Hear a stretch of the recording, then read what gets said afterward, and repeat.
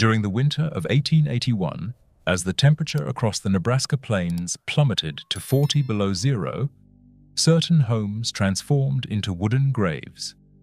The wealthiest men in the county, boasting two-story structures and glass windows shipped all the way from the East Coast, watched helplessly as their families shivered beneath every quilt they owned. Livestock perished on their feet, freezing completely solid upright like fleshy statues. In the dead of night, trees burst apart with cracks like rifle fire due to the expanding ice trapped within their trunks. Yet, on a northern ridge overlooking the settlement, where the soil looked more barren than anywhere else, a wooden door sat half buried into the hillside.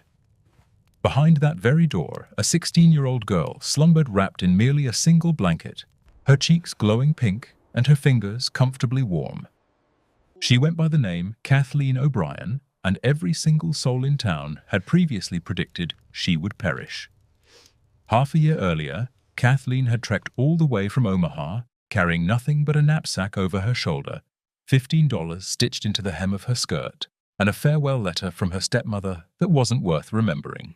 She had just turned 16, possessing hair as bright red as forge fire, and a belly that was only just starting to reveal the reason she had been cast out. There was no husband in the picture. There would be no absolution. The settlement known as Broken Creek was hardly a welcoming place for strangers, let alone for young women who had fallen from grace.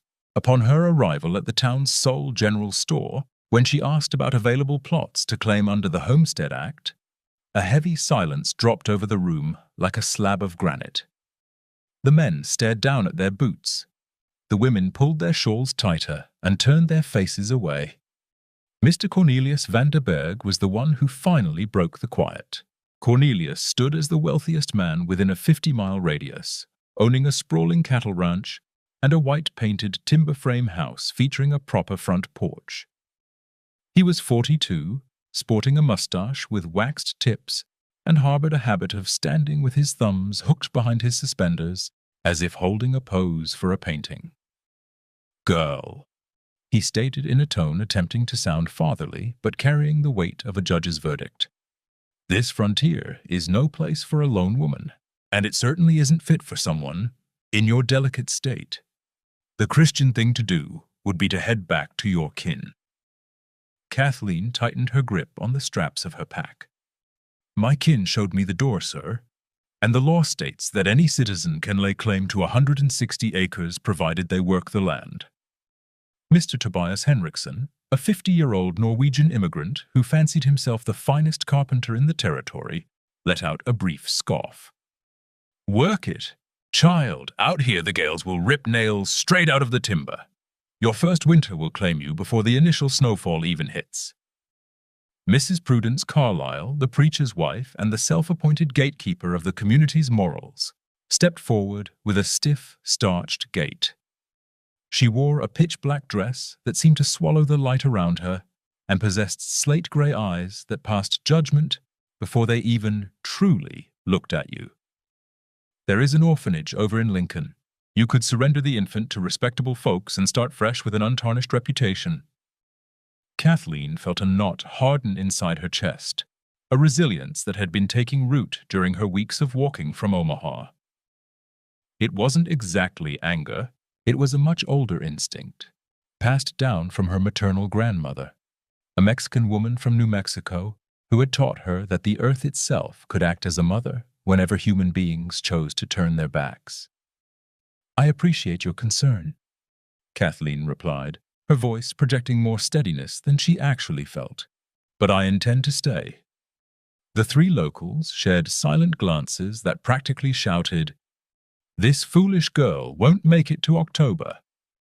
Kathleen filed for a tract of land nobody else desired, a northern parcel where the soil was as tough as bedrock and completely devoid of timber. The prairie grass there grew short and carried a sickly yellow hue. There was no visible water source in sight. It was precisely the sort of property someone entirely lacking capital or good references could afford. A patch of dirt that even the most desperate settlers passed up. For her first night, she slept out under the open sky, resting her head on her knapsack. She did the exact same thing on the second night. By the time the third evening rolled around, she started digging. She had recalled a piece of wisdom her grandmother had shared during her childhood, back when they would sit side by side, snapping green beans on the adobe porch of their Santa Fe home. Her grandmother had spent her early years dwelling in a cave hollowed out of a mountainside, during an era when the Spanish and the Comanches were warring over the territory, and destitute folks required invisibility far more than aesthetics. "The earth itself embraces you," the old woman had murmured, gesturing with hands that resembled rough tree bark.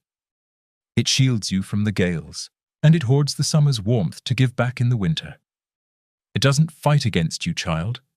It accepts you." Kathleen selected a south-facing slope, guaranteeing the morning sun would hit it directly. Wielding a second-hand shovel she had purchased for $2.50, she began carving horizontally into the bank. She wasn't sinking a hole straight down like a well, but rather tunneling inward, like an animal's burrow. Mr. Vanderberg rode past on horseback during her third day of labor and halted to watch her. Kathleen was caked in grime up to her elbows, her red hair tied back with a ragged cloth. "What on earth are you doing, girl?" "Building my homestead, sir."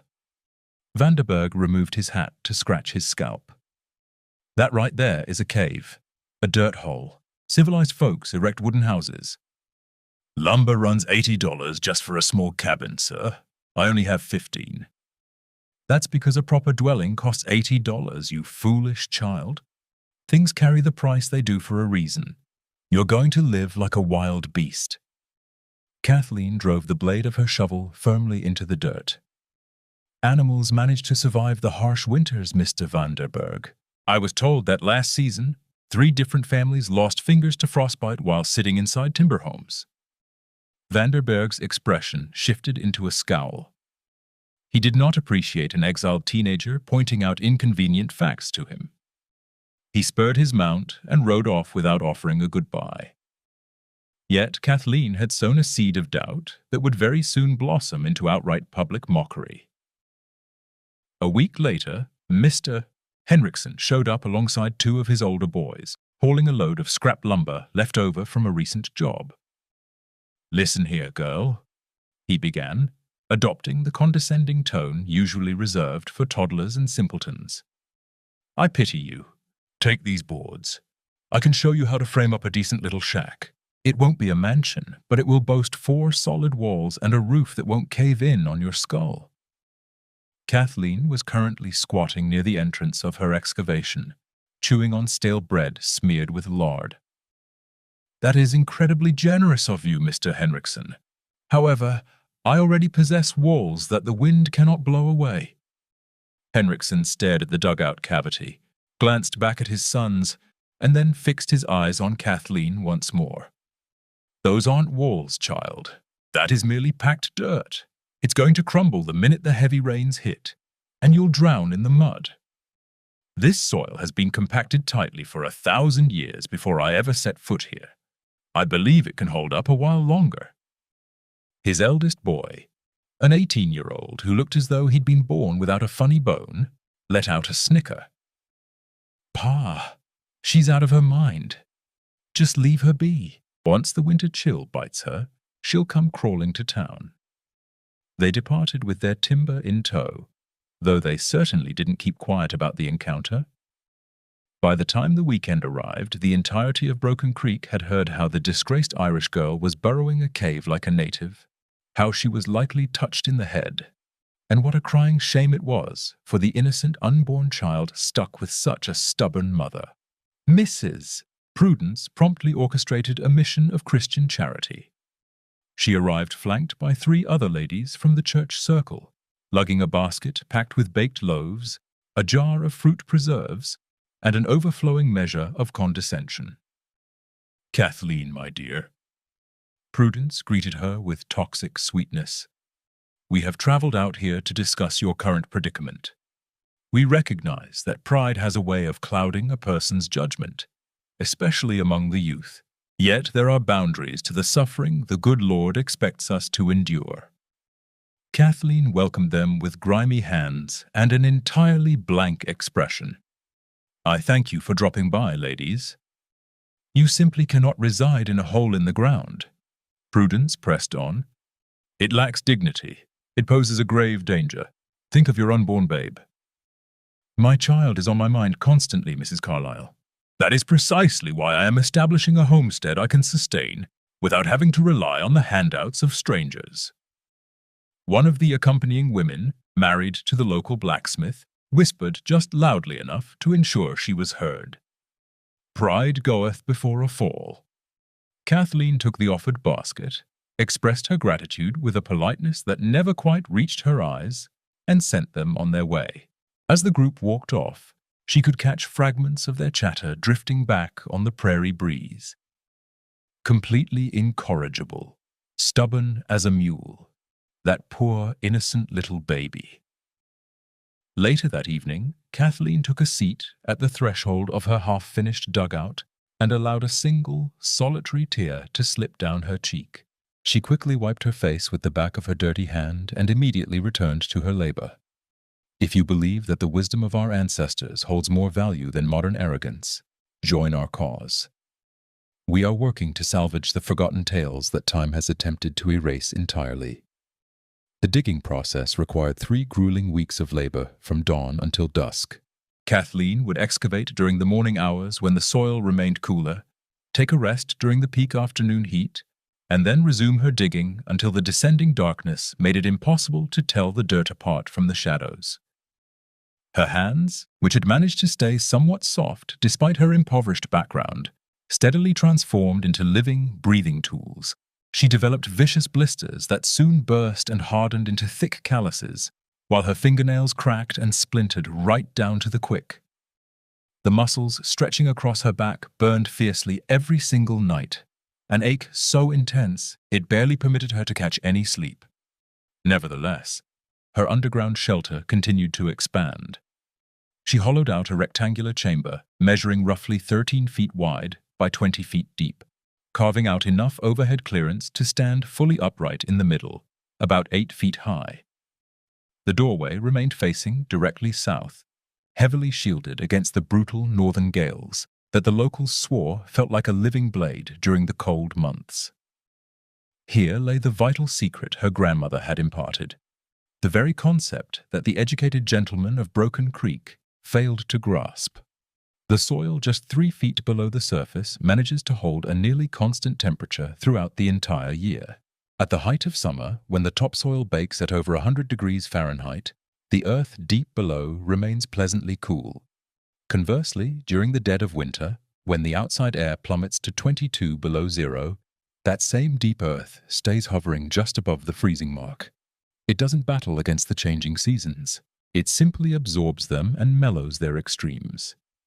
Kathleen reinforced her interior walls, employing a specific technique she had watched adobe builders utilize back in New Mexico. She blended thick mud together with chopped prairie grass, mixing up a sturdy paste that she then smeared over the dirt walls in successive layers. Once the mixture cured, it dried into a tough, smooth finish that wouldn't easily flake apart whenever dampness set in. For the ceiling structure, she gathered the straightest logs she could locate down by the creek, nearly 2 miles away. There weren't many to choose from, and not a single one of them was flawless, but they didn't cost a penny. She dragged them back one at a time, utilizing a thick length of rope secured tightly around her waist. Every individual round trip consumed 4 exhausting hours of her day. She laid the heavy timbers horizontally across the excavated void, allowing them to hang over the edges by a solid 3 feet to properly channel the rainfall away from the walls. On top of those main beams, she arranged much thinner branches, weaving them into a dense, tight layer. Above the brushwood, she unrolled her only piece of waterproof canvas tarp, an item she had purchased for $3. Finally, over that tarp, she piled heavy prairie sod with the root grass still intact, fashioning a living roof completely spanning 2 feet in thickness. Mr. Henriksen rode past on the very afternoon Kathleen was finishing up her roof, pulling up to observe her with his arms folded across his chest. That ceiling is going to collapse straight down the second we get a heavy snowstorm. That timber is nowhere near thick enough to handle such a load. Kathleen was crouched atop the roof structure, diligently tamping down the soil using a flat wooden board. The sod distributes the burden evenly across the surface, sir. It isn't anything like stacking heavy bricks right in one single spot. Dirt is heavy, girl. Incredibly heavy. I am well aware, sir, which is precisely why I utilized 6 crossbeams instead of just 4. Henriksen shook his head, wearing the classic look of an expert watching an amateur march directly into a disaster. It's your funeral? He muttered, urging his horse onward. To construct her doorway, Kathleen utilized slats taken from shipping crates the storekeeper had sold her for $1. It certainly wasn't much to look at, but it was incredibly sturdy. She sawed the boards to fit perfectly, fastened them together with a pair of cheap hinges, and deliberately mounted the frame so the door swung inward. This way, the intense pressure of the winter gales would actually force it shut tighter, rather than rip it right off the hinges. When it came to the windows, she completely lacked the funds required to buy real glass. Instead, she carved out 2 tiny openings, each roughly the size of a family Bible, directly into the southern wall.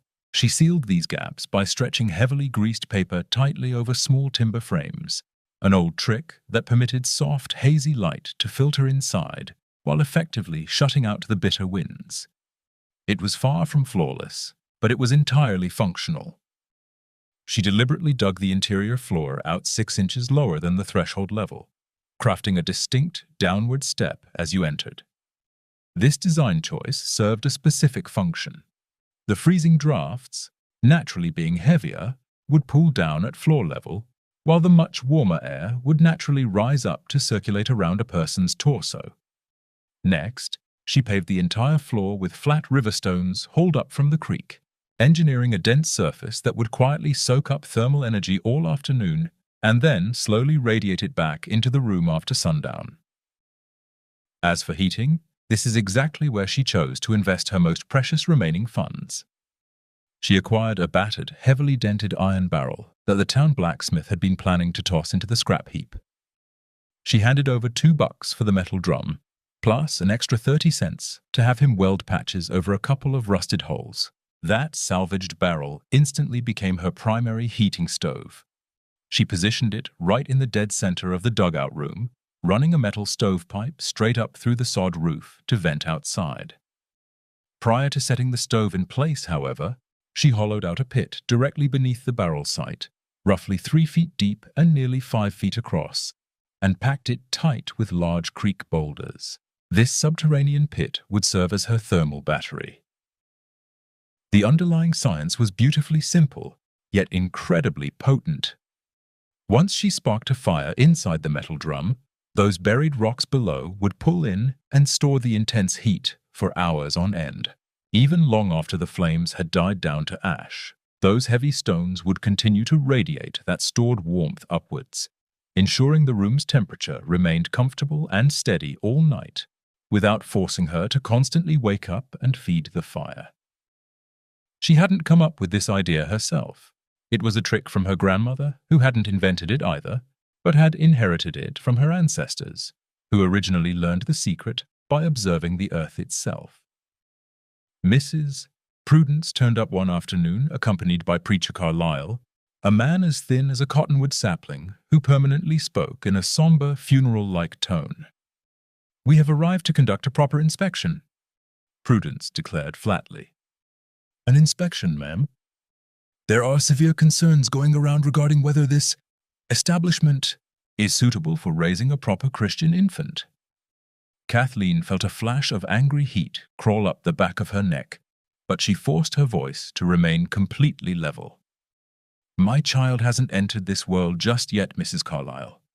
But once he does, he will have a solid roof that won't leak a drop of rain and thick walls that won't shudder against the gales." The preacher leaned forward to poke his head inside the dugout entrance, instantly recoiling backward as if he'd just spotted a coiled rattlesnake. "This is a burial crypt, not a human dwelling. It reeks of raw soil. It's dreadfully dark. Where on earth is the light of the Almighty inside such a miserable pit? The Lord created the dirt, Reverend. I sincerely doubt he harbors any disgust for it. Prudence puffed out her chest, looking very much like an insulted prairie hen. Arrogance is a deadly sin, young lady. Whenever this entire structure collapses right down onto your skull, do not dare say we failed to warn you. They marched away, leaving behind an aura of utter disapproval that felt just as concrete as their footprints stamped into the dry dust. However, Kathleen possessed zero spare time to sit around feeling wounded by their rejection. She had vital tasks to wrap up before the freezing weather truly set in. She carved a tiny little shelf directly into the dirt wall to hold her meager collection of belongings: a single pewter plate, one spoon, a carving knife, and a solitary drinking cup. She dug out a second, slightly higher alcove to safely store her wax candles and matches, which were bundled up tightly in oilcloth to shield them from the ambient dampness. A third carved nook housed her food rations: a sack of flour, coarse salt, a tin of lard, and a stash of dried pinto beans. She carefully stitched together a heavy curtain using empty grain sacks, dyeing the rough fabric with steeped tea leaves to help camouflage the printed brand names. This thick drape was set to hang directly inside the main doorway, essentially forming an airlock buffer zone between the harsh outdoors and her living space, serving as yet another defensive layer against the creeping frost. She steadily amassed a massive pile of dried buffalo chips from the surrounding prairie, stacking the fuel tightly against the dugout's exterior northern wall. This dense mound would act simultaneously as backup burning fuel and as a secondary layer of thermal insulation. Sun-baked buffalo dung tends to burn incredibly slowly and with remarkable consistency, completely lacking the harsh, eye-watering smoke produced by burning, unseasoned wood. She chipped out a shallow drainage trench sweeping right around her entrance, specifically engineered to route any heavy downpours or melting snowdrifts well away from her doorframe, subsequently packing the ditch with gravel to halt topsoil erosion. Her ultimate financial toll, once she sat down and tallied everything up on the very last page of her family Bible: exactly $14.80. Her entire remaining estate consisted of a mere 20 cents in coin, 3 wrinkled potatoes, half a sack of flour, and her single jar of cooking lard. Meanwhile, over in town, Mr. Vanderberg was busy erecting a brand new barn for his prize livestock. Kathleen could easily spot the construction from a distance: an enormous structure built from freshly milled timber, boasting a proper shingled roof and actual glass window panes. It easily must have set him back $300, perhaps even more than that. Down the road, Mr. Henriksen was tacking an entire additional room onto his residence, complete with a masonry fireplace built from imported brick. The relentless banging of heavy hammers echoed across the valley for weeks on end. Not to be outdone, Mrs. Prudence purchased a massive cast-iron cooking stove shipped all the way from Kansas City, adorned with ornate floral patterns cast right into its sides and a boiling surface expansive enough to hold 6 separate stew pots at once. The massive appliance arrived on a heavy freight wagon, and it required the strained muscles of 4 grown men just to lug it through her front door. Kathleen put the finishing touches on her dugout during the very first week of September in 1880. Right around the time the foliage on the sparse cottonwoods down by the creek was just beginning to flutter with pale yellow hues. She planted herself outside her recycled crate door, staring up at the mound of dirt and wild grass serving as her ceiling, and experienced an emotion quite similar to pride, though far more profound. It was pure self-reliance. It was a hard-fought independence earned entirely through busted blisters and an agonizingly sore back. That specific evening, she dozed off for the very first time underneath her very own roof, resting atop a straw-tick mattress she had gathered herself and stuffed tight into a hand-sewn fabric casing. The quiet atmosphere lingering inside the dugout felt remarkably different from the vast open silence out on the empty plains. This was a deeply comforting, heavy kind of quiet, feeling almost as though she were safely cradled in the palm of some massive, gentle hand. There was zero wind draft. There was absolutely no groaning of timber struggling against the brutal elements. There was nothing to hear aside from the occasional scratching of a field mouse scurrying through a hidden corner, accompanied by the steady rhythm of her own breathing. For the very first instance since her stepmother had violently slammed the front door shut in her face, Kathleen O'Brien wept, shedding tears not born of sorrow, but of sheer, unadulterated relief. Autumn eventually rolled in with its highly deceptive beauty. The afternoons stretched out golden and mild, while the surrounding air carried the distinct scent of dried grass mixed with sun-baked soil. Massive flocks of migrating birds passed directly overhead in giant, shifting V formations that managed to block out the sunlight for entire minutes at a time. It became dangerously easy to forget that a lethal winter was lurking right behind this polite weather. However, the grizzled old-timers of the territory certainly didn't forget. Gathering at the general store, the men conversed in low, serious tones about the various natural warning signs. The local beavers were observed building their dams significantly higher than anyone could remember. The tree squirrels were frantically hoarding nearly double their usual winter cache. Furthermore, the geese flocks had taken off heading south a full fortnight earlier than in previous seasons. "It's gonna be a winter that bites down hard," muttered old man Jedediah, a retired fur trapper who had previously lost 3 of his digits to frostbite back during the brutal freeze of '66. "I can feel the ache right deep inside the bones I still got left." The younger men chuckled at his grim prediction, but it was the nervous kind of laughter folks use solely to keep themselves from shivering. Kathleen spent every single day frantically foraging. She gathered loads of dry buffalo chips, methodically stacking them beneath a jutting rock overhang that promised to keep her primary fuel source perfectly dry, even once the heavy snowfall hit. She aggressively harvested edible wild plants before the frost could kill them off, pulling up tough burdock roots, digging out wild lily bulbs, and stripping wild sunflower seeds from the stalks thriving down in the low-lying hollows. She successfully snared her very first rabbit utilizing a simple wire loop trap she had bartered for just a nickel. She definitely wasn't a skilled huntress quite yet, but she was quickly picking up the knack for it.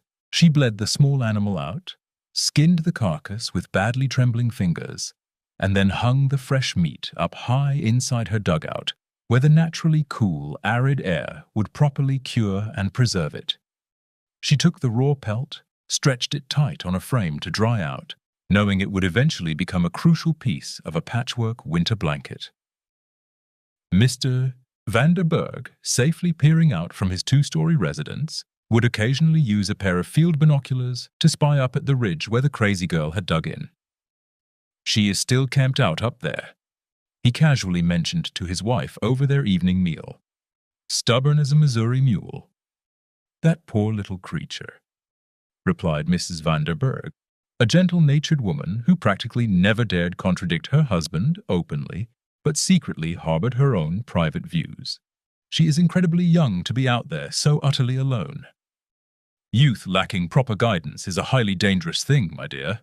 Once harsh reality finally smacks her in the face, she'll learn her lesson." The month of October ushered in the initial hard frosts. Kathleen woke up early one morning to discover a thick layer of ice coating the water bucket she had carelessly left sitting outside the door. The dead prairie grass crunched sharply beneath her boots. Her every breath billowed out in thick, frosty white clouds. Yet, stepping back inside her dirt home, the ambient temperature felt merely brisk, but absolutely not freezing. It was actually quite pleasant. It felt remarkably similar to an underground root cellar. She sparked her very first blaze inside the iron drum, burning a mix of brittle twigs and crumbled buffalo chips. The grey smoke drafted cleanly straight up the metal stovepipe and out into the crisp sky. The generated heat began to spread out at a gradual pace, entirely filling her small living space with a remarkably soft, perfectly even warmth.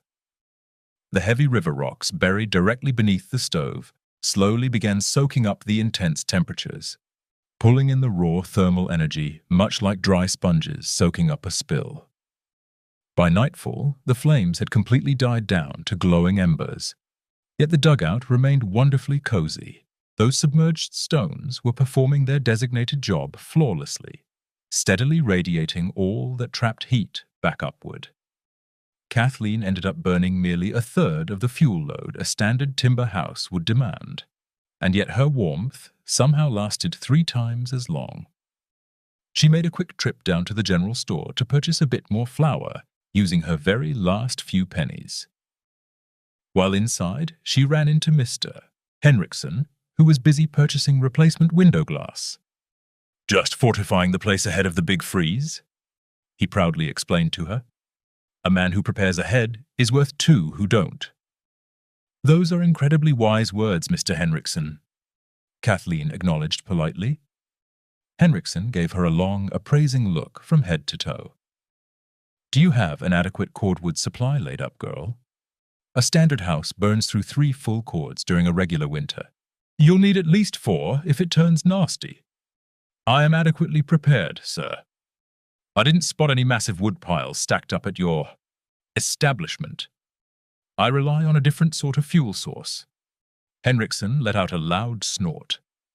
"Buffalo chips aren't going to cut it for an entire blizzard season. You'll end up freezing to death before February even hits." But Kathleen chose not to argue the point. She had quickly learned that mere words never managed to pry open a closed mind. Only hard facts could accomplish that. Toward the tail end of October, her very first unexpected visitor finally arrived. It was Thomas, the youngest of the Henriksen boys, a 14-year-old kid whose natural curiosity heavily outweighed his inherited prejudices. He turned up at her door one afternoon, armed with the incredibly flimsy excuse regarding a search for a stray dairy cow. "Would you mind if I took a look inside?" he blurted out, displaying that clumsy, blunt honesty unique to awkward teenagers. Kathleen hesitated for a brief second, then offered a nod. "Come on in." Thomas stepped down into the sunken room, and his eyes instantly went wide. "It's incredibly warm down here. It's already freezing hard outside, but in here it feels exactly like early September." "The dense soil actively hoards the summer's leftover heat," Kathleen gently explained. "And once the summer returns, it will hold on to the winter's chill." Thomas ran his fingers over the smooth, mud-plastered walls. "My pa swears this whole thing is destined to cave in." "Your pa happens to be a highly skilled carpenter, Thomas. However, dirt doesn't behave the same way sawn timber does. It refuses to fight against the weather. It merely absorbs the impact." The teenage boy hung around for another 5 minutes, firing off various questions that Kathleen made sure to answer with endless patience. By the time he finally left, he didn't offer any parting remarks, but Kathleen easily noticed that the mocking glint had completely vanished from his eyes. November swept into the valley, dragging freezing gales that howled exactly like a pack of starved wolves. During the darkest hours, Kathleen could clearly hear the brutal gusts slamming into the timber houses down in the settlement, causing the stiff wooden boards to groan loudly and whistling sharply through countless unseen cracks. But buried inside her dugout, the raging storm was reduced to a faint, distant murmur, heavily muffled by nearly 7 feet of packed earth and solid stone. Meanwhile, those proudly built wooden residences down below were rapidly beginning to reveal their fatal flaws. Mr. van der Berg was currently burning through an absolute fortune in chopped firewood, frantically feeding 3 separate masonry fireplaces, just trying to keep his massive home hovering at a barely tolerable temperature. Yet, the vast majority of that generated heat simply rushed straight up through the brick chimneys and vanished into the winter sky.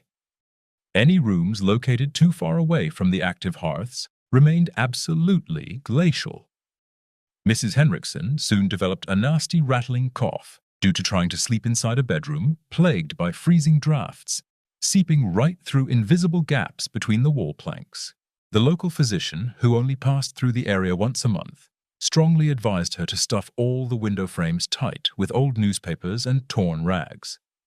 The Carlyle family suddenly realized their stunning imported brick fireplace possessed a critical design flaw. Whenever the brutal northern winds picked up, the toxic smoke was forced violently back down the flue and into their parlor, instead of drafting outward. They endured 3 miserable days of weeping eyes and hacking coughs before the stubborn preacher finally conceded that they required outside assistance.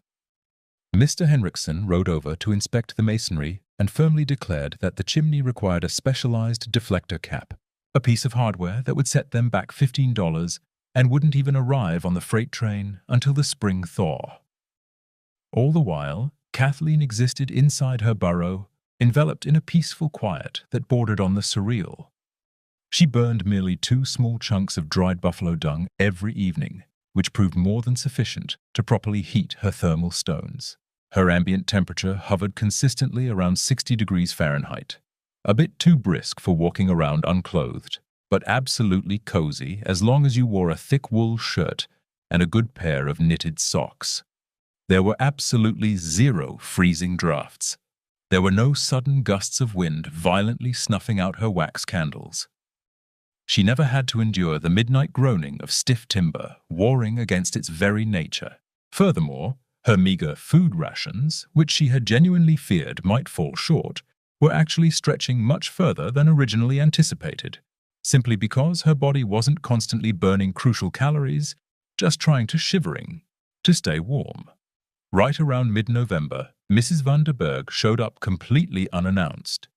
It marked the very first instance anyone from the settlement's upper crust had dropped by without carrying a hidden agenda of harsh judgment. She arrived bundled tightly in a heavy woolen shawl, her nose glowing bright cherry red from the biting chill. "Please pardon me for barging in uninvited," she offered in a gentle tone. "However, I found myself terribly curious. I needed to know if you were holding up all right." Kathleen warmly invited her to step inside. Mrs. van der Berg carefully stepped down into the sunken room, and her entire rigid posture visibly melted the instant the trapped heat washed over her. "Good heavens," she whispered in awe. "It's genuinely hot down here." "Just comfortably warm, Mrs. van der Berg. Not hot, yet incredibly steady." The older woman glanced around the small space, utilizing eyes that were genuinely observing rather than merely condemning. She took in the smooth-plastered dirt, the stone-paved floor, the small iron drum featuring its neatly routed pipe, and the carved alcoves holding meticulously organized supplies. "It feels quite like a womb," she finally remarked, immediately flushing a deep crimson at her own choice of words.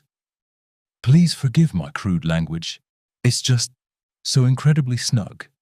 It feels wonderfully safe." "I appreciate that, Mom. How did you possibly figure this out? How did you know this method would actually succeed?" Kathleen pondered her response for a second.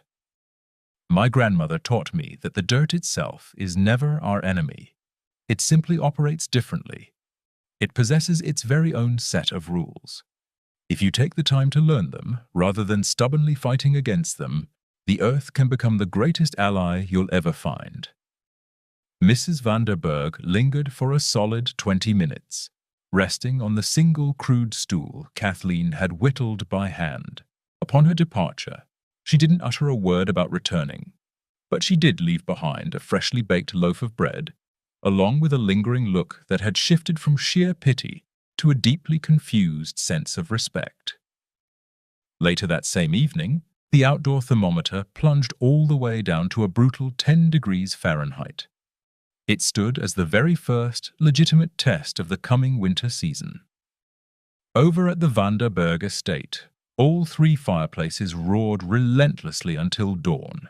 Inside the Henriksen household, every available quilt was piled high onto a single mattress as the entire family huddled tightly together just to share body heat. Down at the Carlyle residence, the frantic preacher delivered a 2-hour-long sermon begging the Almighty to hasten the arrival of the spring thaw. Buried deep inside her earthen dugout, Kathleen peacefully drifted off beneath a surprisingly thin blanket, her palm resting gently against her swollen belly where her child continued to grow, dreaming quietly of all the springtimes yet to come. The genuine winter finally descended on the 23rd of December, 1880. It did not ease in gradually like a polite guest. It struck like a death sentence. The morning kicked off with a profoundly unnatural quiet. Whatever birds still lingered completely ceased their chirping. Woodland creatures retreated deep into their burrows. The sky took on a sickly, jaundiced yellow hue that the old-timers instantly recognized. "The big one is rolling in," Old Man Jedediah announced down at the general store. "Board up everything tight, tie down whatever you can, and start praying." By high noon, the thermometer had plunged a full 20 degrees. By 3 o'clock in the afternoon, the snow began to fall. These weren't the delicate, picture-perfect flakes of a holiday greeting card, but rather sharp needles of ice hurled horizontally by a gale that made entire buildings shudder. By 6 in the evening, seeing even 10 feet ahead became absolutely impossible. The entire world had transformed into a howling, blinding white vortex. This was the very blizzard that history books would later dub the Great Winter of '80, a massive storm system that raged for 3 consecutive days and wiped out cattle herds all the way from Montana down to Texas. Over at the Vanderburg residence, the fierce wind sniffed out every single crack and architectural flaw in the timber framing. Freezing drafts constantly snuffed out the wax candles and made the hearth flames dance erratically. Cornelius and his boys spent the entirety of that first night frantically feeding the hearths, burning through their cordwood supply at a terrifying pace. By the time the second evening rolled around, Cornelius crunched the numbers and realized to his absolute horror that their fuel stockpile wouldn't last a full 3 days. They would be forced to ration heavily, allowing the outer bedrooms to freeze over while corralling the entire family into the main parlor right next to the central fireplace. The water sitting inside the wash pitchers actually began to turn to solid ice. Not outdoors, mind you, but right there inside the dwelling. Mrs. Vanderburg broke down in tears the moment she discovered a layer of frost inside her bedroom wash basin. Down at the Henriksen place, that stunning new addition, featuring the imported brick fireplace, rapidly morphed into a deadly trap. The flue drafted so aggressively that it essentially formed a vacuum, actively sucking all the precious warm air out of the adjoining rooms and venting it straight outside. The family was forced to seal that room off completely and abandon it. Mrs. Henriksen was now hacking up flecks of blood. The town doctor had absolutely no way of reaching them through the raging whiteout. The only thing they could possibly do was swaddle her in heavy quilts and pray for a miracle. Inside the Carlisle home, the issue of the backdrafting smoke reached a critical tipping point. Whenever they attempted to heat the parlor, the toxic fumes practically suffocated them. The moment they extinguished the flames to air out the room, the bitter chill bit them right down to the marrow. The preacher, a man who had built his entire existence upon absolute certainties, suddenly discovered the hard limits of his faith when matched against the laws of thermodynamics. His youngest daughter, merely 9 years old, developed severe chilblains on her feet. Her tiny toes swelled up badly and took on a terrifying purplish hue. Out on the fringes of the settlement, 3 smaller homesteading families were currently battling their own private hells. Livestock perished right inside their barns, frozen solid while still standing upright. The chickens were discovered completely stiff inside their roosts the following dawn. A hound dog that had accidentally been locked outside was found dead, frozen stiff right in the middle of frantically trying to burrow beneath the front door. The ambient temperature plummeted to roughly 36 below zero during that second night. Then it hit 40 below, finally dipping to 44 below zero. Up on that northern ridge, safely tucked inside a dugout that the locals had widely labeled a fool's grave, Kathleen O'Brien sat peacefully on her handmade stool, illuminated by a single candle, quietly stitching a baby blanket for the child, due in just 3 months. The indoor temperature of her earthen home hovered right around 55 degrees Fahrenheit. Perfectly steady, entirely unbreakable. Just past the door, the mercury displayed numbers capable of killing exposed flesh within mere minutes. However, roughly 7 feet of packed dirt and solid rock provided a level of insulation that no skilled carpenter could ever simply purchase.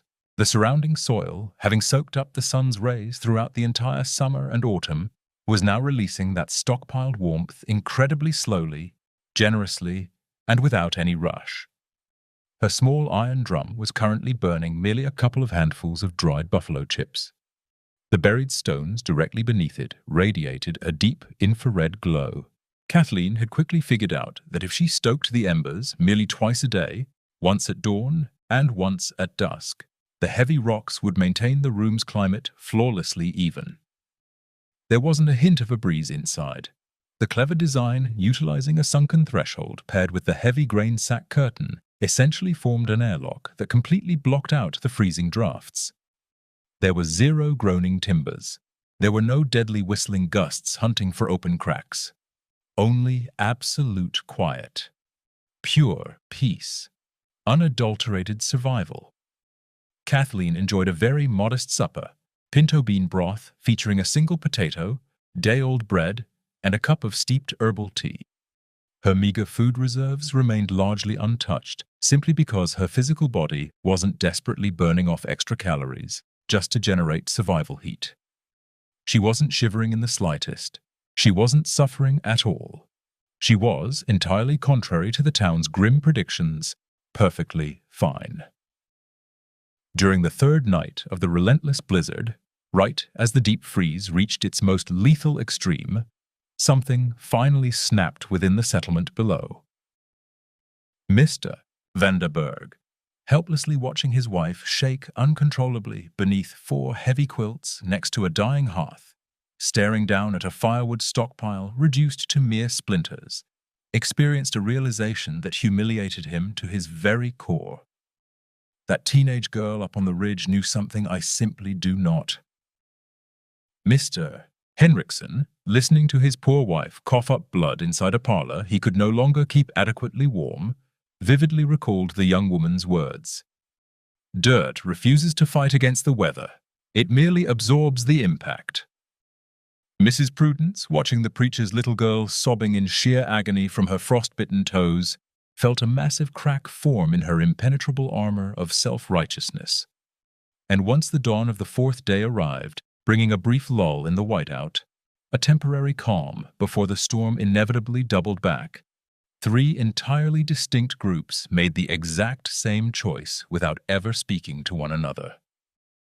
They trudged up toward the northern ridge. Kathleen was currently standing outside, taking advantage of the break in the weather to harvest clean snowdrifts for drinking water when she spotted the human shapes approaching. 3 completely separate clusters of people, all converging upon her from varying directions.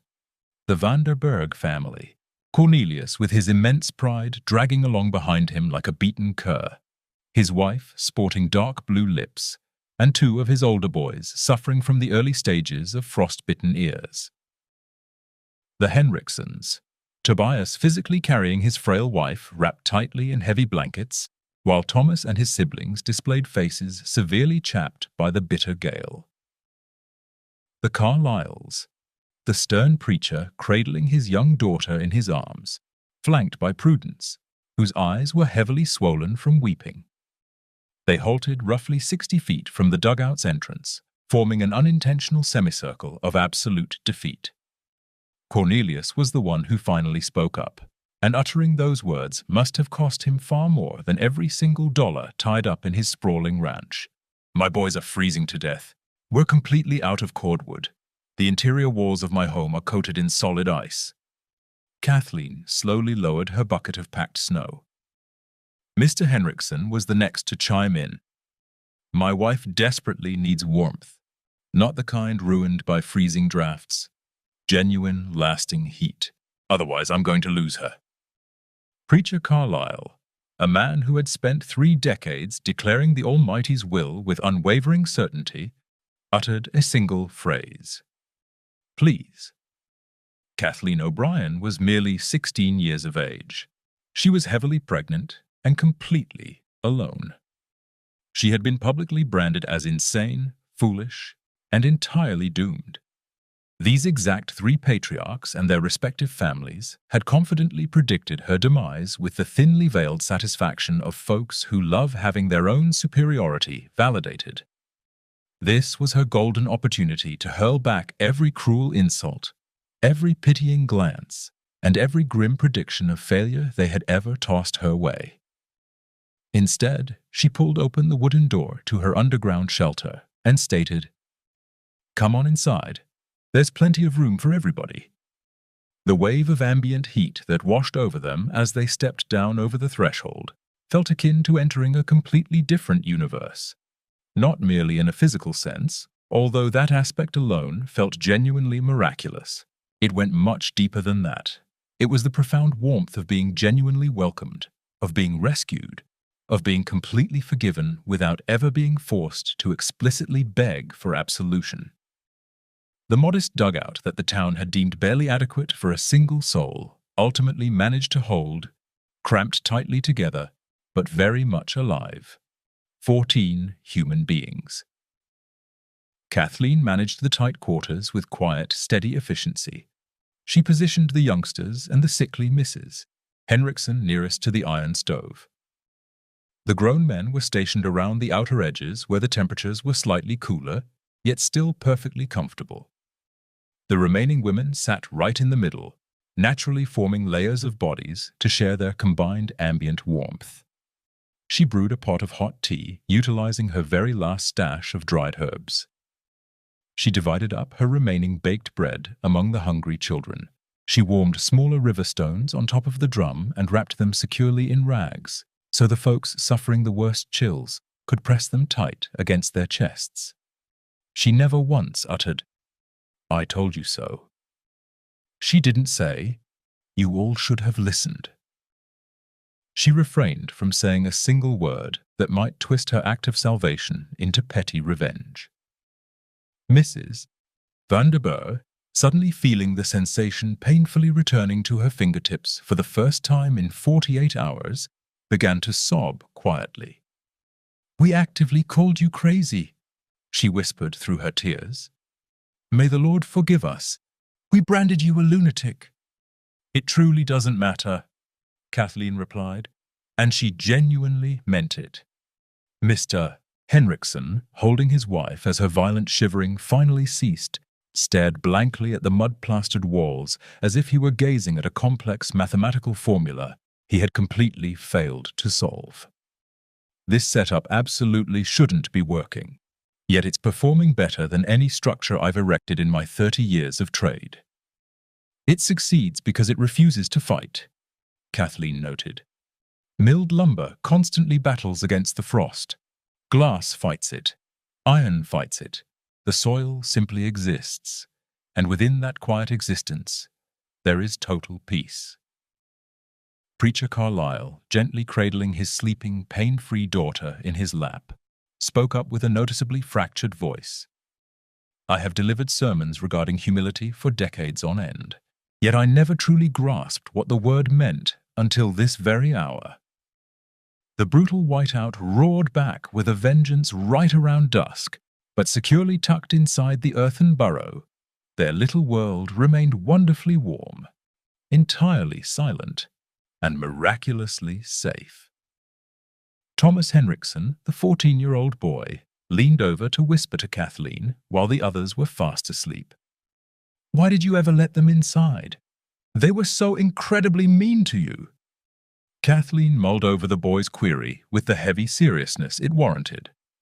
"Because my grandmother taught me that the earth actively welcomes everyone without ever questioning if they've earned it. It merely asks if they are willing to step inside. I learned that lesson directly from the dirt." The group spent 3 entire days hunkered down inside that dugout, 72 hours where the rigid social hierarchy of Broken Creek completely dissolved in the face of raw survival instincts.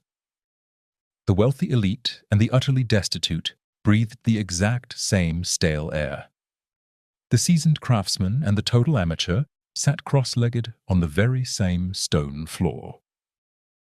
The harsh judge and the condemned outcast huddled beneath the very same wool blanket.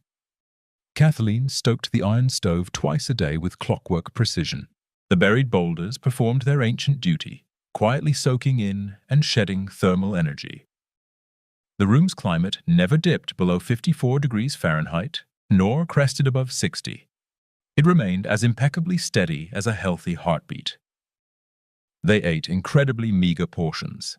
Kathleen's tiny stockpile had to be stretched across 14 hungry mouths. Still, enduring a mild bellyache was vastly preferable to suffering a lethal freeze. Mrs. Henrikson's condition noticeably improved. The draft-free, smokeless, arid atmosphere finally granted her raw lungs a chance to genuinely rest.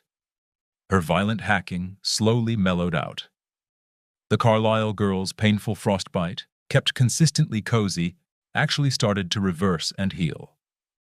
The Vanderberg boys finally saw a healthy pink hue return to their pale cheeks. And late on the evening of the third day, the raging blizzard finally exhaled its dying breath and completely faded away. The resulting stillness left in its wake was so absolute that it practically made their ears ring.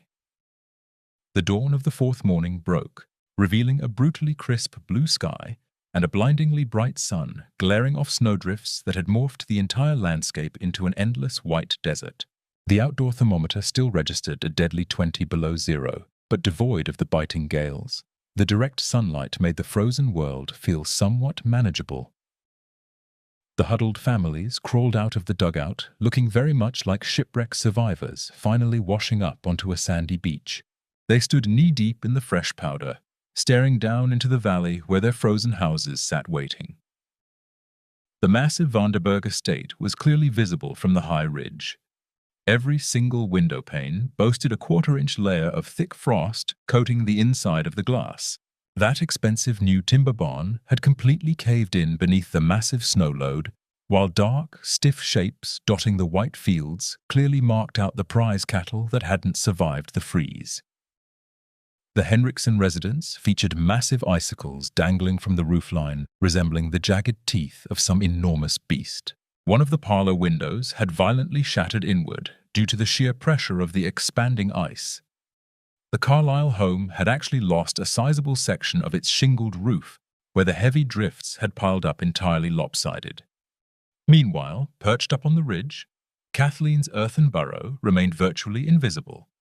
Nothing but a wooden door and a metal stovepipe sticking out of what simply appeared to be a natural snowy mound.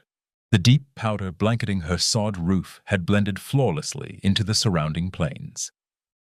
There was zero collateral damage. There wasn't a hint of structural failure. The raw soil had successfully withstood a blow that sawn timber simply could not. The groups parted ways in total silence, largely because there simply weren't any proper words left to say. Cornelius Vanderberg firmly shook Kathleen's dirty hand, and that single heavy grip carried far more genuine apology than 1,000 spoken sentences ever could. Mr. Henriksen softly kissed her forehead exactly the way a proud father would. Mrs. Prudence merely stood there and wept openly. Once Kathleen found herself entirely alone again, her tiny underground home suddenly felt significantly more spacious and incredibly quiet. Yet it didn't feel hollow. It would never feel truly empty again. The harsh season dragged on, but it never again managed to match the terrifying ferocity of those 3 defining days. There were certainly more bitter freezes, heavier snowfalls, endlessly gray afternoons, and brutally long nights. However, a fundamental shift had taken root down in Broken Creek. Mr. Henriksen marched back up the hill a fortnight later, carrying a serious proposition. "Teach me the trade," he demanded without any polite build-up. "I intend to construct a homestead like this for my own kin. Not necessarily buried deep into a hillside, but heavily utilizing the very exact principles you implemented." Kathleen freely shared everything she had learned. She walked him through the concepts of thermal mass, the benefits of natural earthen insulation, and the crucial importance of collaborating with the soil rather than battling against it. Henriksen feverishly jotted down notes in a pocket ledger, displaying the profound humility of a master craftsman who suddenly realizes he still has a massive amount left to learn. Throughout 30 long years of framing timber, he finally confessed, "I erected buildings that looked absolutely stunning from the outside, but endlessly fought against every single passing season." Meanwhile, in a mere 3 weeks, you managed to craft something that actively embraces the harsh weather. By the time March rolled around, 3 separate homesteading families within the county had already started digging out partially subterranean dwellings or actively weaving thermal mass concepts directly into their new builds. Mr. Henriksen quickly morphed into the loudest evangelist for these radical new building techniques, wielding a level of social authority that Kathleen simply never could have commanded due to her young age and gender. Yet he, unfailingly, without exception, gave proper credit where it was due. "I picked this trick up straight from Kathleen O'Brien," he would proudly announce during every single debate. "That teenage girl you all labeled a lunatic is the exact reason we're still drawing breath today." Kathleen's baby safely arrived in late April, expertly delivered by Mrs. van der Berg and Mrs. Henriksen acting as midwives, entirely within the confines of an earthen cave that remained flawlessly cozy even while the final bitter spring gales lashed against the door outside. It was a healthy baby boy, boasting fiery red hair identical to his mother's and a set of powerful lungs that loudly broadcasted his grand entrance to the entire valley. She named him Daniel, a moniker meaning "God is my judge," largely because she had quickly learned that the harsh judgments passed by mortal men were worth significantly less than the prairie dust. Cornelius van der Berg gifted her a prime dairy cow to ensure the infant would never go hungry. Mr. Henriksen painstakingly crafted a hand-carved wooden cradle, arguably the most gorgeous piece of furniture he had ever produced in his entire life. Mrs. Prudence meticulously knitted a thick woolen quilt featuring a prominent cross pattern stitched right in the center, and upon handing it over, she uttered just a single phrase. "Forgive me." "You are already forgiven," Kathleen gently replied, and it was the honest truth. The subsequent years proved to be significantly kinder to her. Kathleen methodically expanded her underground homestead, tunneling out a secondary chamber cut at a sharp right angle from the main parlor. She cultivated a lush garden directly into the sod, sitting right atop her living roof, and her various vegetable crops thrived miraculously well within that incredibly deep, fertile topsoil. She purchased a pair of healthy milking goats, using the spare cash she earned by sketching out clever dugout floor plans for incoming pioneer families. The 2 goats resided happily in a small subterranean offshoot that Kathleen had hollowed out specifically for their comfort. They remained perfectly shielded from the lethal winter freezes and the brutal summer heat waves, ensuring they produced high-quality milk year-round.